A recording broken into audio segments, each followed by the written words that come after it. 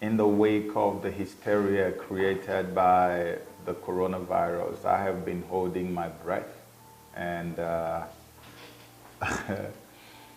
keeping my calm the whole time. A lot of people have been saying, "Oh, Joe, you better do something on coronavirus," and I've just been laughing because I remember that several years ago within my city and even beyond my city in the in the state of Maryland, U.S., I remember that I went around and I was telling people that there would be a scenario where people are going to be on lockdown like this and not allowed to step out of their homes, and there will even be deaths on the street. And I even told some of my African brothers and sisters that most of them may have a problem even getting on the plane to come home if they wanted to. And everybody said, "Oh, Joseph, you are such a conspiracy theorist." People called me nuts and called me crazy and all kinds of stuff. 10 years down the line, people are calling me from all over. "Joe, that thing you said, it's happening. Oh my gosh, you saw it, you saw it." I wasn't even prophesying. I was just telling them based on research that I had carried out. A lot of us in this world don't react unless something goes fundamentally wrong. Just like when the thing hits you like a buck in the head, that's when many of us wake up. Coronavirus, look at the hysteria. We have poverty today in the world. It has killed way more than even Ebola, SARS, Corona could ever kill in 1,000 lifetimes. I have never seen this level of hysteria around poverty and its ravaging effect in Africa and so many other places. Obesity, disinformation, all these things have been killing. No hysteria. Why Corona? And this is not to play down on the impact or the effects of the coronavirus. I mean, it's only a madman who would deny the effect of the coronavirus, which we can all see every day, how much it's killing and how fast it's spreading. Only a madman. So I'm not playing down on the effects of corona, but why the hysteria? I always want to ask why. It's almost like a shutdown of all human activities as we know it. Whole cities are under quarantine. Whole nations are under quarantine. Borders are being shut down. Social distancing is being promoted. People are being told they're going to go on the mandatory vaccination, like one of these countries in Europe has just said. Mandatory vaccination. Why must I be mandatorily vaccinated? Why? What is in the vaccine? Don't I have the rights anymore to say, no, I don't want it? You see, when things like this happen, you lose your rights. Because the system of the Antichrist, which is what you call the New World Order, means that you have to relinquish all of your rights. And that's exactly what is playing out right now. You don't have rights anymore. Because in the Illuminati, they have something they call the problem reaction solution. I've talked about it in so many of my videos if you followed me long enough. Illuminati will go and use a proxy to create a problem, manufacture a problem actually. Man-made problem. They use a proxy, or they will do it from behind the scene, and then they will sit back and allow the people react to it hysterically. People are losing their mind, losing their cool. Oh my gosh, we're about to die. That's reaction. And then they already had a solution in place, a solution for that problem which they created. But they know that if they introduce that solution to you under normal circumstances, you will stone them to death. So what they would do is that they just let you react to the problem they've created and make you cry out for the solution, which is also going to be a solution that will ensure your rights are taken away. And so when you react that way, they will now bring that solution by force to you. You are begging for that solution now, something that ordinarily you would never have loved for them to give to you. Problem, coronavirus. Reaction, hysteria, shutdown, border shutdown, social distancing. And then solution, mandatory vaccination. That's exactly what is going on right now. When things like this happen, for those of us who still think like humans, the first thing that comes to mind is Revelation chapter 13. The New World Order, the Antichrist system. The Antichrist is going to rule the world. with one word religion and one word government. And so there's a guy called Anthony Lewandowski.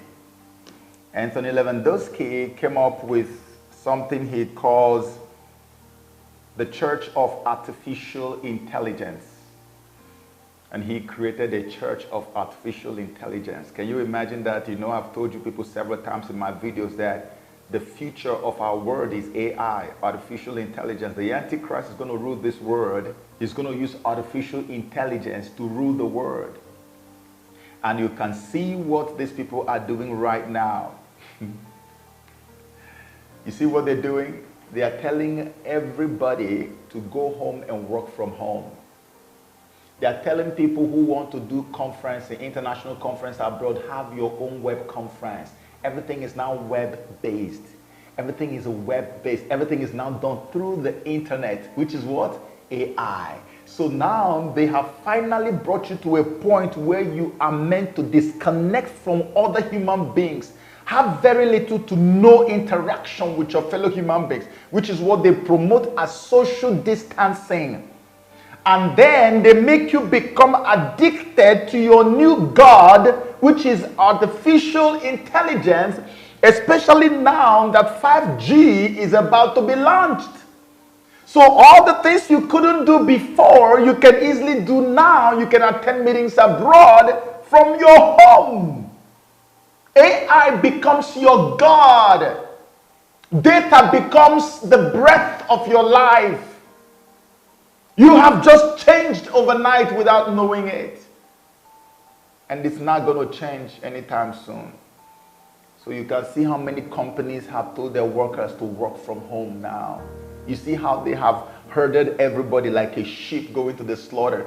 People, years ago when we used to scream about this, and people would tell us, it is not possible, Joe. How can you just control an entire population like that? How can you get everybody on lockdown and get them to do this and do that? Oh, well, we have mandatory vaccination going on in Europe.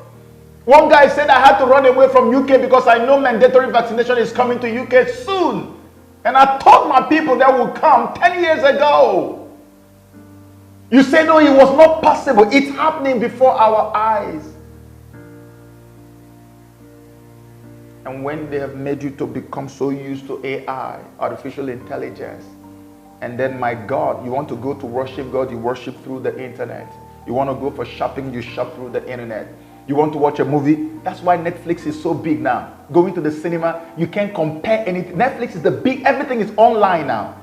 So they want to now consolidate it and make it a way of life for you. Now, what is the end result of that?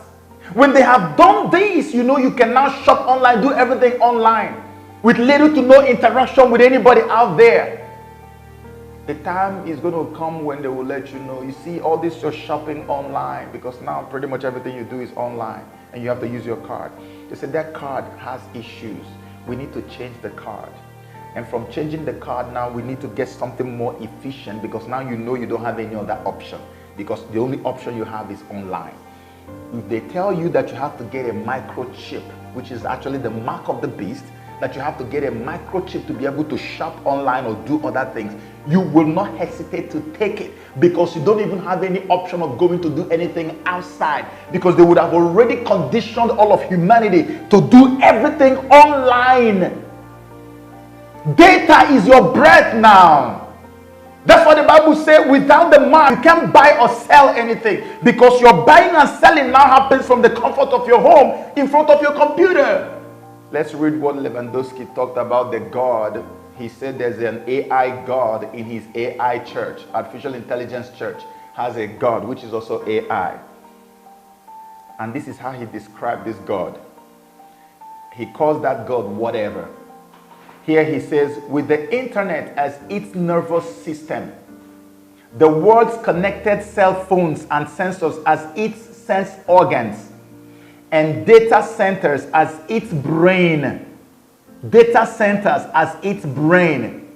The whatever, which is the God, will hear everything, see everything, and be everywhere at all times. The only rational word to describe that whatever, thinks Lewandowski, is God. Written here. And the only way to influence a deity is through prayer and worship. He just described what the Antichrist is going to look like for us. The documents state that Way of the Future's activities will focus on the realization, acceptance, and worship of a Godhead based on artificial intelligence developed through computer hardware and software. Yeah. You've expressed your reservations about AI and your fears about that. Yeah, I just think the singularity is probably the right word, because we just don't know what's going to happen once there's intelligence substantially greater than that of a human brain. The primitive forms of artificial intelligence we already have proved very useful, but I think the development of full artificial intelligence could spell the end of the human race. In ancient times, land was the most important asset in the economy, so politics was the struggle to control land. In the last 200 years, machines replaced land as the most important economic asset, so politics became the struggle to control the machines. And now data is replacing machines as the most important asset. So politics is really a struggle about who owns and who controls the flows of data in the world. Government fought to have control over land in the past. Later, they began to fight to have control over machines. Now, the governments are fighting to have control over data. And that's why China came out with 5G and America had a problem with it. Why should they come first with it? And that's why they began to frustrate the efforts of Huawei. Nations are now fighting to control data, because data is going to be the source of everything you do in the end time. That's why you see them telling everybody you have to work from home. They are conditioning you. They are conditioning you. A lot of things are going to happen and things will never be the same again. If you're a rational thinking person by now, you will know that the system of the Antichrist is now about to be launched. But is it just enough to say that? Can I prove it further to you that the system of the Antichrist is about to be launched in our world? And I'm going to connect this to our man, Donald Trump. Okay, so recently, Pope Francis, the man you know who has been on a mission to unite all the religions of the world. I mean, he does not make any apologies for it. He does not hide it. He does not mince words. The guy wants every religion in the world to unite, to the point he even told Christians that proselytizing is bad. That means that Christians should stop going out to preach to people of other religions to convert them into Christianity. That is wrong. It is a sin. Pope Francis said that live. Said he would never do that. Why would you convert? And you know why he said that? Because the man believes that all the religions are good and they are the same and they all worship the same God. That's why he has been fighting to bring every single religion that has a name in this world under one umbrella. What did the Bible say about that in Revelation chapter 13? He calls it the one world religion. Are we close to one world religion being activated officially in our world? Yes. Let me prove it to you. Some things happened this week that we think should really capture the attention of most people, especially Protestants. I don't know if you're aware of what the Pope did on Thursday, September 12, but he had a special video where he is now setting up a date to establish a global pact with the leaders of the world to re-educate the young people of the world. This was also presented by the Vatican in written form, as well as the Pope himself reading it on a video. And the date is May 14, 2020. Dobbiamo puntare sulla educazione, che apre la mente e i cuori ad una comprensione più larga e più profonda della realtà. Serve un patto educativo globale. We need a global compact on education. The world needs to be re-educated, and we need the leaders of the world to come together and sign this compact. And a compact, of course, is a firm contract, promise, treaty, or an agreement. Che ci educhi alla solidarietà universale, a un nuovo umanesimo. Per questo ho promosso un evento mondiale. So he says we're going to promote this global event that is going to create a new universal solidarity. Now, that solidarity means a new unity, and that's been his mantra through his papacy, and a new humanism he talks about. You wonder, what does a new humanism mean? Usually, churches are reluctant to talk about humanistic point of view because Christians do not have the humanistic point of view. We've got the Christian worldview. What is humanism all about? It is a deviation from divinity. That's what they want to do, to re-educate the children of the world, just like Planned Parenthood has been re-educating our children on comprehensive sexuality education, telling babies as young as 4, 5, 6, 7 that masturbation is good, that it's okay to fall in love with somebody of the same gender. Somebody who is a woman can actually become a male, and a male can actually become a woman. That is normal. These are the new normals. Un proverbio africano recita che per educare un bambino serve un intero villaggio, ma dobbiamo costruirlo, questo villaggio. And then he quotes from a familiar proverb that it takes a village to raise a child. That was used by Hillary Clinton both prior and during her campaign. And it sounds beautiful because the word village is not like city, it's not like nation or country or some political power. It's kind of homey. So he's saying that we need to, the world, we need to look upon the world as a village. We need to come together as the village leaders and train the children of the village. And of course, he's talking about programming the children of the world is what this is dealing with. E dobbiamo bonificare il terreno delle discriminazioni, come ho sostenuto nel documento che ho recentemente sottoscritto col grande imam di Al-Azhar ad Abu Dhabi. All right, now, I don't know if you caught this, but this is the only individual that he cites in the whole video. Surprisingly, it's the Grand Imam of Abu Dhabi, Al-Azhar. The Grand Imam Al-Azhar of Abu Dhabi that he went and visited, and they signed the global pact of friendship across religions. It was after he signed that pact with that Grand Imam in Abu Dhabi that they named a huge mosque after Mary, the mother of Christ. He referenced him in this video announcement. And what is this pact for the re-education of the world's children?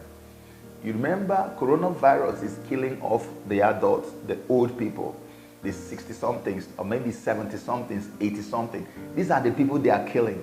This whole end-time event we are witnessing is going to be about the younger generation because they believe the older ones are about to die off anyway. They want to re-educate you and I. They want us to begin to accept some of the belief systems that we never thought in our widest imagination that we would accept under normal circumstances. They want us to begin to accept things that were condemned by the Bible as evil and as bizarre. Pope Francis continues to shake things up in the Catholic Church. Yesterday, apparently, he was talking to a gay man in Chile and told him that you are gay doesn't matter. God made you like this and loves you like this. So will Catholics follow his "who am I to judge" stand? That's the re-education program that is about to happen. That's what the man is going to do. And he is also focusing that on the so-called environmental thing they were talking about.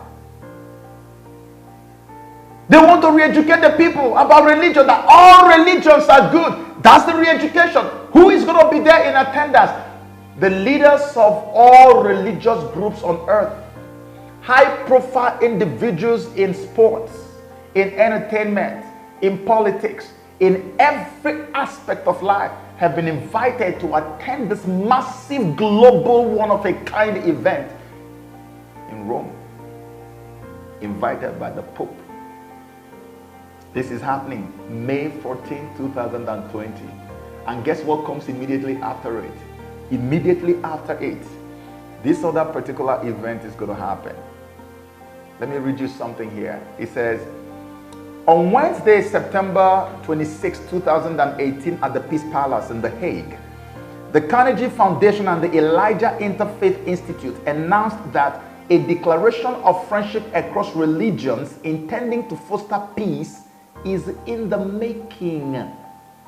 Okay, here's what comes after that. It says, prominent religious leaders of the various faiths in the world will be invited to sign the declaration at a historic summit at the Peace Palace in June 2020. This thing they want to sign is to activate the one world religion for the first time in history since we've been reading it in the Bible. And look at what Prophet Sundar, this Indian prophet, look at what he said about Pope Francis regarding the one world religion. Now I tell you some current news that is going to happen. 3 years ago, the Lord showed me, which I have now made public, that the present Pope is the false prophet. You heard that? Now, and subsequently over the years, the signs of him being the false prophet mentioned in Revelation 13 are coming to pass one by one. This year, he has made an announcement. The announcement is the formation of one world religion.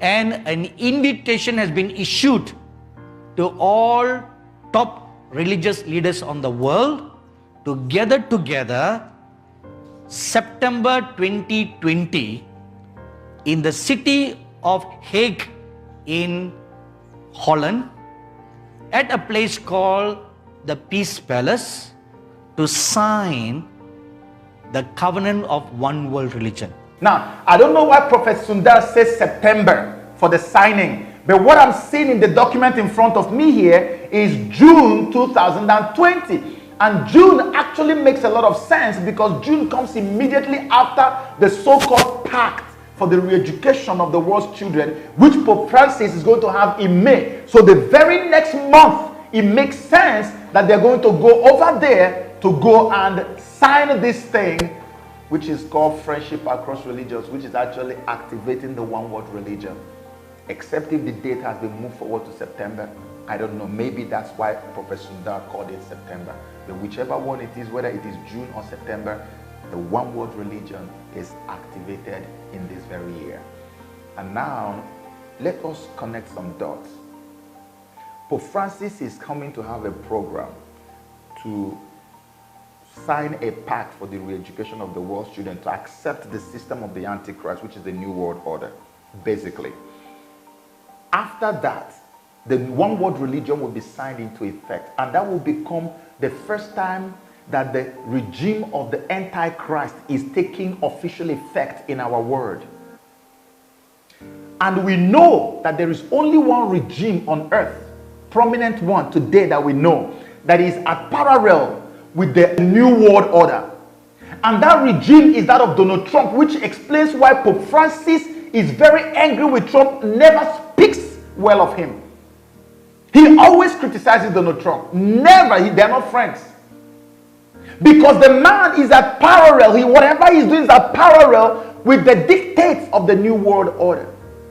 And now, if the New World Order is actually beginning officially in June or September, according to Professor Sundar, how do you expect them to have Donald Trump come back to power again if Donald Trump is the only formidable force that is antagonistic to their New World Order system? You see why I said in my previous video that the fight to get rid of Trump is completely valid and it is on a top gear right now as we speak. Even this whole corona is also part of what they want to use to humble and humiliate Donald Trump out of power. Let me explain that to you. Let me explain it to you. First of all, they started with the Mueller investigations, Russia collusion. It turned out the collusion was a delusion. They came up with Stormy Daniels. They came up with impeachment. There's nothing they have not done. None of it has worked. This man remains in power. These people are so afraid and so angry, especially the colonial powers of Europe, that Donald Trump is treading on grounds that no other American president had ever dared to tread on, and which is actually doing things that will make them to lose all their colonial countries that they colonized in Africa, which they have continued to rule over till this day by proxies. So these people are fidgeting. They are so angry. They are on edge. These people want to do everything to bring Trump down. That's why if you look at all the narrative going on in the mainstream media as usual, you see that they've already started blaming Trump for the coronavirus, despite all the quick action he had taken. If you look at the American economy right now, you find that the American economy is headed towards a recession, more like, okay, God forbid, but that's where it's headed now. Because they know that Trump had always been touting the strong economy that America has. Every time he makes a speech, that's the first thing he talks about. So now they want to humble him, and they also want to disgrace him. I saw the president of France, Macron, the other day on the screen, making some very sweeping changes, destroying every aspect of life in France. You are blocking border, you are blocking, like virtually nothing. It's like everybody should just stay indoors like a prisoner because of coronavirus. Because of coronavirus. And all these things they do is to make sure that Trump does the same thing. Before you know it, they will also come out and say, oh, martial law, like just the way Spain or whatever declared mandatory vaccination. They also expect Trump to do this. So everything they want him to do, they are doing it. And they make the whole world see it, so that if they do it and Trump doesn't do it, the moment they report extra deaths in America, they say, it's because he's not doing what Europeans are doing. And they're going to show the whole world that, oh, we did this and it worked. So they expect him to do the same thing. But I'm saying to Donald Trump, listen, do what works for Americans. Don't listen to them. Don't watch what they are doing. This virus is dangerous. It's a killer virus. But do what only works for Americans.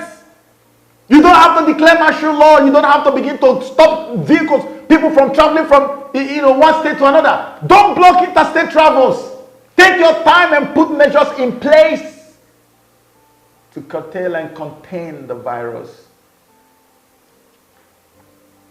This is aimed at him. And so when the economy goes into recession, the next thing you're going to hear is, you see, we said it, America, you see, this man is incompetent. From day one, he never wanted to do anything. In fact, he even denied it. He denied that the virus was real. And now look where we are. People are dying. Economy has crashed. Everything is down. How can you have this man as president? And then that's when you see the head of Hillary will now begin to rear up. Have you noticed that the two Democratic presidential hopefuls, Biden and Sanders, I said it in my previous video, two of them have indicated they are going to have females as their vice presidents.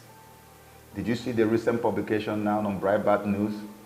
Whoopi Goldberg has now advised Biden, Whoopi Goldberg, right, from the View, has advised Biden to pick Hillary Clinton as her vice president. In that Simpsons video that I showed in my previous video, there's a Simpsons video. You know The Simpsons, okay? The sitcom. They always make predictions. I detailed this in my previous video. They predicted the 9/11. They predicted that Disney was going to buy Fox. They predicted Donald Trump presidency. And in that prediction, they had a woman called Lisa who took over from Donald Trump around about 2020, from the way they put it. Now, this woman is busy calling her cabinet and saying, let's know where we are now in the economy. And they say, oh, we are broke because of what Trump did. So it's almost, in other words, Trump bankrupted America. And that's almost what they are working the man into right now. So the moment they pick Hillary as vice presidential candidate, just know it deep down in your spirit that Hillary has become America's president. No two ways about that. And that Hillary you are looking at there is 100% in compliance with the New World Order, which is going to take effect between May and June, according to Pope Francis. You see the connection of all the things that is going on. That's why life is completely changing for everyone right now. And they are going to put more pressure and put more pressure and put more pressure until they make this man cave. But then for us who are Christians, this is the best time for us to begin to pray. It is time for us to pray for Donald Trump. If we don't pray for Donald Trump, mark my words, this terrorism that has been declared on Christians in Nigeria, it will take another turn for the worse. This man is the only ray of hope we have today. And from the things that I see, from the dots I am connecting, The dark clouds are closing in on him at an unprecedented rate. And I feel like if we can rise up to pray, God will come and save him and keep him for us for at least another 4 years, so that we can consolidate, so that he can also consolidate on the little gains that we have made, to the point that in Nigeria today, people are afraid of Donald Trump, that they even know that there's somebody who is speaking for Christians in Nigeria, to the extent that today we now know that the Trump administration has put a bounty on the Boko Haram leader and has decided that they are going to get him whatever it takes, just like they got the Soleimani of Iran. Imagine that just shortly before they were supposed to come in, because they've already created a global alliance against religious persecution and mentioned Nigeria in one of the places where they need to intervene. And right before they came, look at coronavirus everywhere. These people are fighting, and this whole thing is all for the soul of Africa. I wish that Africans will understand this. That's why we created a campaign group for Donald Trump. It's called Africans for Trump 2020. I was shocked that I mentioned it briefly in my previous video, and before you know it, so many people have registered. I'm asking you, if you have not registered, please try and register. We're still going to make another video, a proper video to announce it. We are going to be in every capital in Africa. We want to pray, not only pray, then call our peoples abroad. If you are in Africa, those of us in America, we will call around. We will visit people and talk to them about the importance of casting our vote for this man and supporting him. It is very crucial, my people. I used to be so confident that nothing will happen to him. Now I have little fears and I have reasons to be afraid. And I think it is time for us to pray like we've never done before for Donald Trump, because the evil clouds are closing in. Our world has changed. It has changed forever. And I know I can only pray and hope that this thing is going to lead to a massive revival, so that those people who thought that God didn't mean anything, people who didn't think that God is all, now their eyes are opening. They are waking up to the realities that the devil has been deceiving them. And now when you see what is happening around the world, nobody will tell you to run to God, because the time is here. You read it in the book of Revelation. You were told it's going to happen many, many years to come. It's here right now, and we are living it now. It's time to make a move. Pray with me that God will preserve this man and that he will keep the rest of us. Amen. Thank you.